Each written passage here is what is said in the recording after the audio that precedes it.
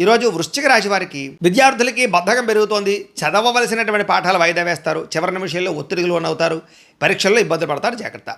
ఉద్యోగస్తులు అశ్రద్ధగా పనిచేయడం వల్ల ఉద్యోగ సమస్యలు వస్తాయి. జాగ్రత్త. ఉద్యోగాలు పోయే అవకాశం కనపడుతోంది. వ్యాపారస్తులు కొత్త కొత్త స్కీముల్లో ఆ వ్యవహారాల్లో డబ్బులు పెట్టినటువంటిదే ఇబ్బంది పడతారు. మార్కెట్ ఒడిదుడుకుల వల్ల మీరు ఆశించినంత లాభాలు కనపడలేదు. ఈరోజు జాగ్రత్త.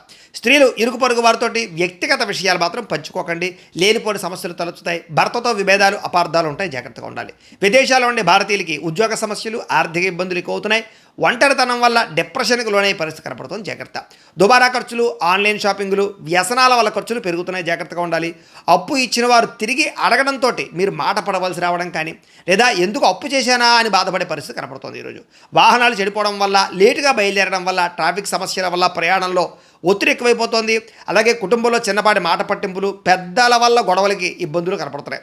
అలాగే రక్త సంబంధీకులతోటి ఆస్తి వివాదాలు, ఇబ్బందులు కనపడుతున్నాయి. జాగ్రత్తగా ఉండాలి.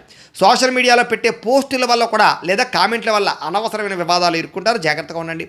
రాత్రి ఎక్కువసేపు ఫోన్ చూడడం వల్ల నిద్ర లేని సమస్య కనపడుతోంది. అలాగే కంటికి సంబంధించినటువంటి ఇబ్బందులు, భుజం నొప్పులు, మెడ నొప్పులు, కాళ్ళ నొప్పులు కనపడుతున్నాయి. జాగ్రత్తగా ఉండాలి. వివాహేతర సంబంధాలు, కొత్త వ్యక్తులతో పరిచయాలు ఇబ్బంది పడతారు. అలాగే శారీరక కోరికల్ని అదుపులో పెట్టుకోవాలి. ఈరోజు భార్యాభర్తల మధ్య మగవారు మీ ఆడవారి పుట్టింటి విషయాలు మాట్లాడడం వల్ల సమస్యలు కనపడుతున్నాయి. కాబట్టి మగవారు స్త్రీల పుట్టింటి గురించి ఎక్కువ మాట్లాడకండి. ఈరోజు జాగ్రత్త. స్థిరాస్తులు పెట్టేటటువంటి వ్యాపారాల్లో, స్థిరాస్తుల వ్యాపారాల్లో కొంచెం మధ్యవర్తుల వల్ల నష్టపోయే అవకాశం కనపడుతుంది. కాబట్టి అలాంటి విషయాల్లో జాగ్రత్త తీసుకోండి. ఆవేశంతో తీసుకునే నిర్ణయాల వల్ల జీవితం పాడవుతుంది.